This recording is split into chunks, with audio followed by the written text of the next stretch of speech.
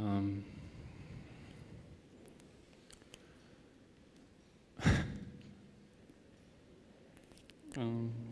well, yeah, it's my first time here.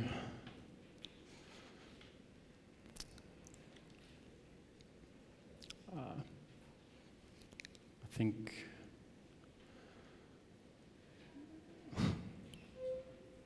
yeah, I think I'm ready to speak today. I think I'm ready to speak about it today.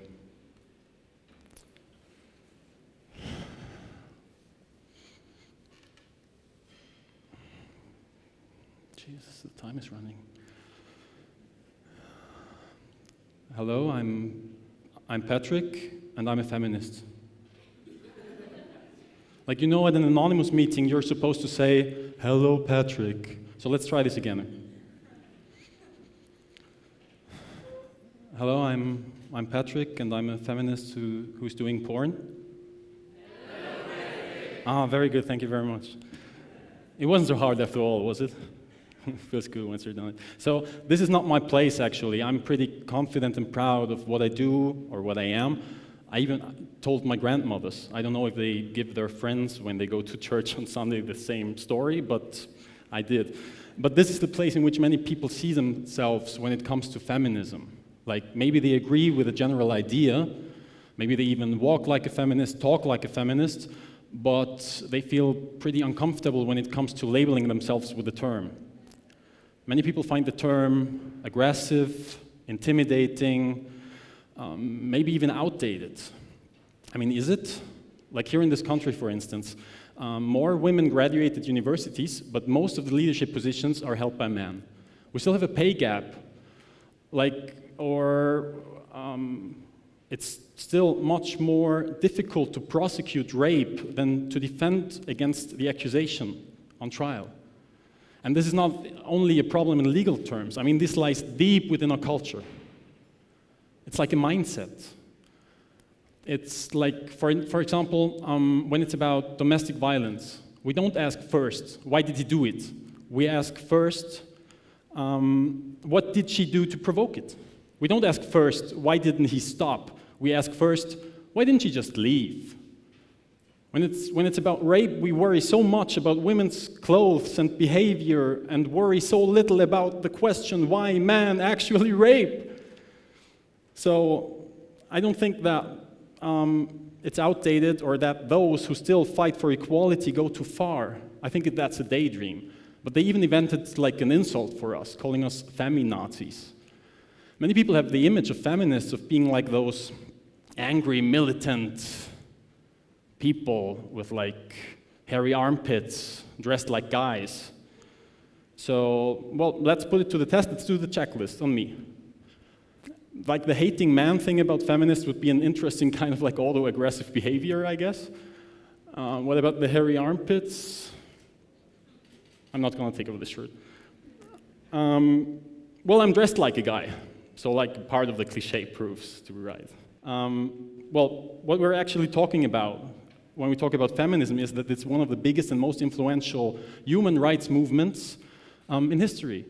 It fights for political, economical, social equality. And like when it's about that, there is no a little bit equal or some more equal than others.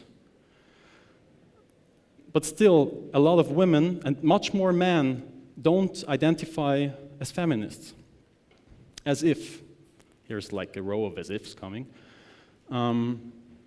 as if it was a dirty word or an insult, as if it was in any way unclear what we're talking about, as if feminism was just reverse sexism, and as if this term could not apply to anybody. Anybody? Like man? If you missed the first part of the talk, then I'm going to remind you that I think that most people would, like, without hesitation, label me as a man. But for me, it was not like this, that I had like a breakthrough or an awakening moment or like coming out as a feminist. I grew into it quite naturally. See, I come from a football family. Like everybody in our family plays football. So women do too. And by the way, more successfully than our men. And almost until the 70s, in Austria, it was forbidden for football clubs to have women's sections. And after that, they didn't really help them to build up an infrastructure. So these women really had to fight for it. And when I was a kid, like several women from my family played for the same club.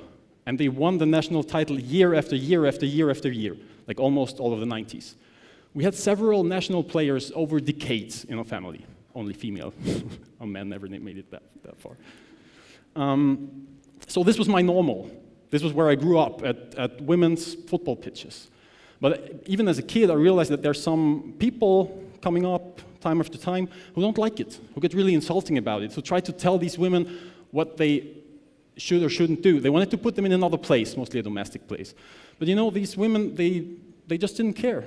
They just did it anyway. And when I grew up, I realized, oh, I'm kind of like living in a bubble or a parallel universe, because like the entire world is a big bunch of strangers, obviously. As a teenager, I figured out that there's a term for it, and it's called feminism, and I was like, wow, okay, good to know, cool, I'm a feminist. So for me, it was as easy as that. You might wonder why men in general should be feminists. I mean, first of all, solidarity. Second, because gender stereotypes hurt men too. Like, masculinity has a pretty narrow definition, and it's not easy to fit into that. And as men learn when growing up to suppress their feelings, and like this is the cliche of like men being more rational, suppress your feelings, project them on the outside world, try to solve the problems all there. So when you fail in being a man, this is something that threatens your identity. You cannot work out the frustration emotionally, so this feeling of frustration can easily become an act of aggression or violence or lead into political radicalization. So men, just like to challenge these stereotypes, men don't need to build up another movement. I mean, there's already one there. You don't need to reinvent the wheel, man. Just join. Still, I mean, it takes a lot of work on yourself. You need to reflect on like what it means to be a man nowadays in this society. And reflecting on that doesn't mean like to figure out that you have it actually harder than women. You know, most of the time it will be thinking about your privileges. It's also like thinking about how you see and treat women. And this works the best by talking to them. And don't fall into mansplaining and telling them how they could solve the problems or how they are supposed to feel. Don't be one of those douches who, after like this catcalling video, 10 hours, the woman walking through New York for 10 hours, being harassed all the time, I don't know, don't yell out that, oh, we can't flirt anymore, or oh, this happens to men too. Because this is not the case. Even if the exact same thing happens to you, it's just not the same. I'll give you an example. I moved from Barcelona to Vienna not long ago, and I was pretty skinny at the time, more than now. I was having long hair, really long hair, wearing it as a man bun, like the hipsters do now. I did it already before it got cool. It was a hot August summer afternoon. I was wearing like really short pants and a sleeveless shirt, and I was riding the bike through one of the biggest shopping cities in Austria, when all of a sudden like a car slowed down and pulled over, came close to me. And I looked, and I saw like 5 guys in the car was entirely full, giving me a really strange look, and they left. I wondered what was going on. Later on, a friend of mine who was riding his bike in front of me told me that he could hear one of the guys say, "Dude, that was a guy." So that was the one time in my life I got almost catcalled. And it's so weird, like I just realized that there's men out there who think that on a nice summer afternoon it's a good idea to get into a car, drive around the city and harass women. Like, you know, I really want to marry this guy who yelled at me from the car, said no woman ever. And it's like, it's not even the case that these men want to flirt. They don't even seek contact. All they want to do by catcalling on the streets or in the car or wherever is enacting power relations of dominance. They want to show these people that they don't see them as people. They want to show them, I can approach you, if you want it or not. So if you think that this is something worth changing, then join feminism. It doesn't take that much. It's like you don't need to apply for membership, pay a fee, do an assessment center, learn a secret handshake. There's not even 10 commandments to memorize. Like there is no 10 commandments in feminism. Like in feminism, not everything is so clear. Like in feminism, people are clear about what they want to do, but not in the way they want to do it. So there's like harsh debates or controversies among feminists or feminist groups. Like for instance, a class or race debate, like if the movement is too white and middle class centered, like a homophobia or transphobia debate, if, for instance, women-only spaces should be open to transgender women too, and there's like a debate on sex work, especially on prostitution and porn. The last went into the feminist sex wars, so-called sex wars. So, and the anti-porn section is the most prominent voices. You probably heard about it sometime. So I'm a feminist and I do porn. I work in porn productions for female and feminist pornographers. I didn't come up with my own projects because I really thought like another male vision of porn is not what the world needs right now.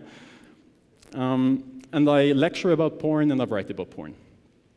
So these women, these really inspiring, self-determined, independent women, I learned a lot from them. And they became, alongside many performers, my mentors, my allies, my friends. Still, a lot of people tell us, like the general public, the mainstream media, and a lot of feminists, that this is something we can't do, or we shouldn't do, that it can't be.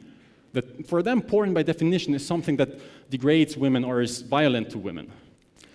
But you know, we don't give a fuck. Actually, we give a lot of fucks, but you know, it's an idiomatic expression, you know what I mean. Actually, we think we make a change by giving a lot of fucks. That's entirely the point. We believe that porn can be educative, inspiring, sensual, like even critical.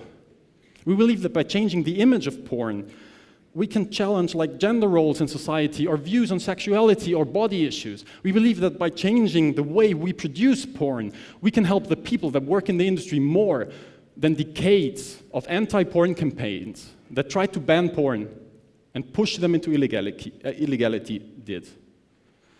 So, like Erika Lust said, we think that's an idea worth spreading your legs for. I'm Catuz, I'm a man, I'm a feminist, I do porn. People can hardly imagine how these things go together. But you know, it's like everybody said something can't be done until somebody comes who just did not know that and did it. Now there's one more thing. You know, there's something where many people think they can't do anything, but they actually can make a big difference. And this is something everybody here in the room has to think about. We're at the moment facing the biggest humanitarian crisis of our time. To save your own dignity, think about this. Do you really want one day to tell your grandchildren the same that many of our fathers, parents, or grandparents had to tell us when we asked them what they did in the biggest humanitarian crisis of their time? Do we... Hang on. Please, if you clap so hard, you move the bad air towards the stage. Do we really want to tell them that we did not know? Do we want to tell them that we couldn't have done anything? Like I'm a child, I told you about my mother's side. My father's side, refugees. I'm a child of refugees myself. Who here wants to tell me I don't belong here? Refugees, welcome.